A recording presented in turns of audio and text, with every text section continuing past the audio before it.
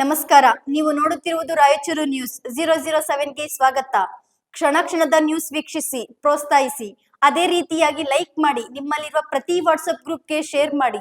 ನಿಮ್ಮ ಯಾವುದೇ ವಿಡಿಯೋ, ಸುದ್ದಿ ಹಾಗೂ ಜಾಹೀರಾತು ಬರಲು ನಮ್ಮ ರಾಯಚೂರು ನ್ಯೂಸ್ 007ಗೆ ಸಂಪರ್ಕಿಸಿ.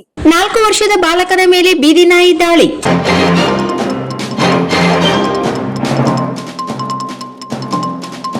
ಜಿಲ್ಲೆಯಲ್ಲಿ ಬೀದಿ ನಾಯಿಗಳ ಹಾವಳಿ ದಿನೇ ದಿನೇ ಹೆಚ್ಚುತ್ತಿದ್ದು, ನಗರದ ಎರ್ಮರ್ಸ್ ಪ್ರದೇಶದಲ್ಲಿ 4 ವರ್ಷದ ಅರ್ಫತ್ ಅಲಿ ಎಂಬ ಬಾಲಕನ ಮೇಲೆ ಬೀದಿ ನಾಯಿಯೊಂದು ಭೀಕರವಾಗಿ ದಾಳಿ ನಡೆಸಿ ಗಂಭೀರವಾಗಿ ಗಾಯಗೊಳಿಸಿದ ಘಟನೆ ನಡೆದಿದೆ. ಮನೆಯ ಅಂಗಳದಲ್ಲಿ ಆಟವಾಡುತ್ತಿದ್ದ ವೇಳೆ ಏಕಾಏಕಿ ನಾಯಿಯೊಂದು ಮಗುವಿನ ಮೇಲೆ ದಾಳಿ ನಡೆಸಿದೆ.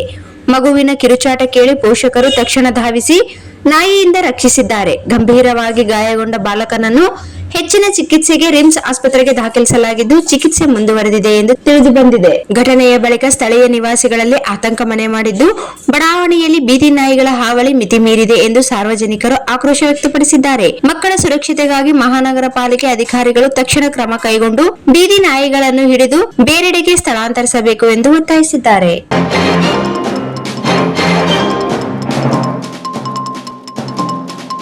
Sagar DTP centre.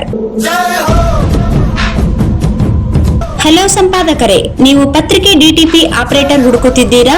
ಹಾಗಾದರೆ ಅವರ ಅವಶ್ಯಕತೆ ಈಗ ಬೇಕಾಗಿಲ್ಲ. ನಮ್ಮನ್ನು ಸಂಪರ್ಕಿಸಿರಿ.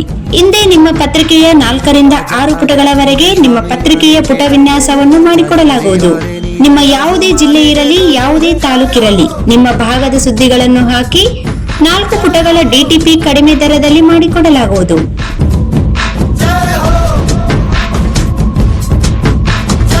ಹಿಂದೆ ಸಂಪರ್ಕಿಸಿ. ಮೊಬೈಲ್ ಸಂಖ್ಯೆ 8431593151 ಮತ್ತು 9611114528 ಸಂಪರ್ಕಿಸಿ.